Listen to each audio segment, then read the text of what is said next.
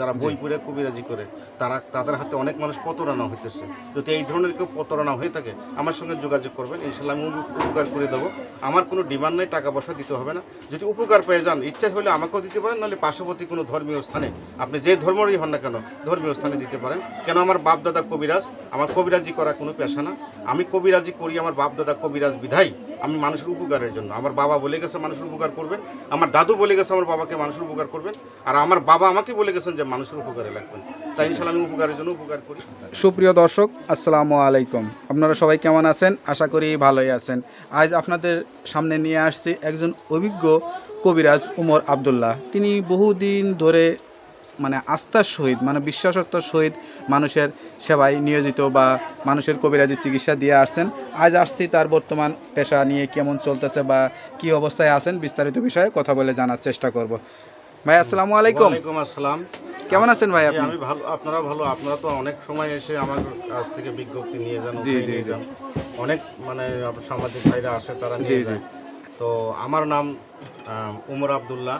আমি একজন কবিরাজ। আমার বংশগত কবিরাজ ছিলেন। আমরা পূর্বপুরুষে উপজাতি ছিলাম। আমরা মুসলমান ধর্ম পালন করেছি আজকে আমার বাবার আলাম থেকে, আমার দাদুর আলাম থেকে।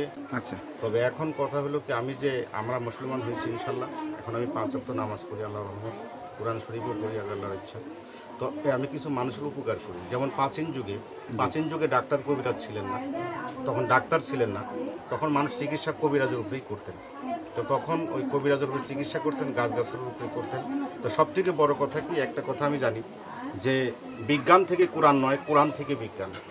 কোরআনের কিছু আয়াত আছে, সেইগুলিকে যদি নিয়মভাবে আমলকে ঠিক রেখে মানুষের উপকার করা যায়, তাহলে ইনশাল্লাহ আমি মনে করি আগে আল্লাহর দোয়া মানুষের উপকারে লাগা যায়।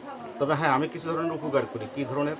মানুষের উপকারের জন্য। আমার বাবা বলে গেছে মানুষের উপকার করবেন, আমার দাদু বলে গেছে আমার বাবাকে মানুষের উপকার করবেন, আর আমার বাবা আমাকে বলে গেছেন যে মানুষের উপকারে লাগবেন। তাই ইনশাল্লাহ আমি উপকারের জন্য উপকার করি। আমার টাকা পয়সার কোনো দরকার নাই, আমি টাকা পয়সা নিই না। কাজের পরে কেউ খুশি হয়ে কেউ যদি আমাকে দেয় তো দেবে, না দিলে তার ধর্মীয় স্থানে দেবে। কত বছর হলো আপনার এই কবিরাজি পেশাটা? আমার এটা বংশগত করতে গেলে আমাদের বংশগত। আমার দাদুর দাদু করছে, তারপরে আমার দাদা করছে, তারপরে আমার বাবা করছে। বাবার বড় ছেলে আমি। আমার বাবারটা আমি পাইছি। এখন আমি যদি চলে যাই তাহলে হয়তো আমার ছেলেকে দিয়ে যাব, এইটাই আমার শিক্ষা, বা আমার মেয়েকে দিয়ে যাব। এইভাবেই শিক্ষা হবে, এইভাবে আমাদের পরম্পরা আসছে। তবে আপনাদের প্রতি যারা আপনার আসছেন অতিরিক্ত ধন্যবাদ। আপনারা বারবার আসেন এবং অনেকেই আমার কাছে সাক্ষাৎকার নিয়ে যায়। ইনশাল্লাহ আমি মানুষের কাজে রাখতে পারলে এইটাই আমি আল্লাহর কাছে ধন্য। তো ওকে ভাই, তাহলে ভালো থাকেন, দোয়া করি যাতে আপনার পেশায় আরো মানুষকে উপকৃত হয়, সেই দোয়াই করি। আপনাকে আসসালামু আলাইকুম। দেশবাসীকে এবং বিদেশে প্রবাসী যারা আছেন তাদেরও আসসালামু আলাইকুম। ওয়ালাইকুম আসসালাম।